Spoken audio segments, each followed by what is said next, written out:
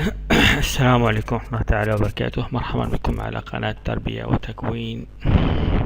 درسنا اليوم هو طريقة تحويل صورة إلى صورة باللونين الأبيض والأسود وكأنها مرسومة بقلم رصاص. نفتح الصورة، خذ صورة مثلا هذه، نضغط على كنترول جي ثم نأتي إلى هنا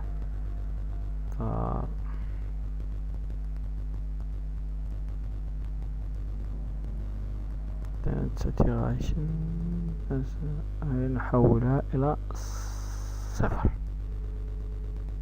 هكذا. ثم نذهب إلى فلتر طوي انتيغيور، نأتي إلى هنا ثم نختار نيفو، نأتي إلى هذه ثم نجر حسب ميزانك، مثلا هكذا.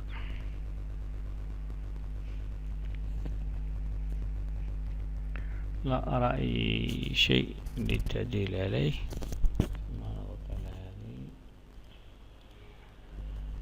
هذه، نضغط على الشيفت ثم نقوم بتحديد ثم نضع فيزيون الكالك. نكون قد انتهينا. شاهد الصورة الحقيقية، صاعد كيف تحولت إلى رسمة. لأن الجميع يعرف كيفية حفظ الصورة، وهي مثلا طريقة JPG هكذا، ثم هكذا نكون قد حفظنا الصورة.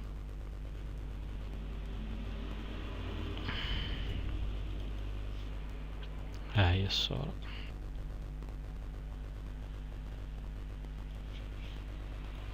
لا تنسوا الاشتراك في القناة، وشكرا على المتابعة وإلى اللقاء.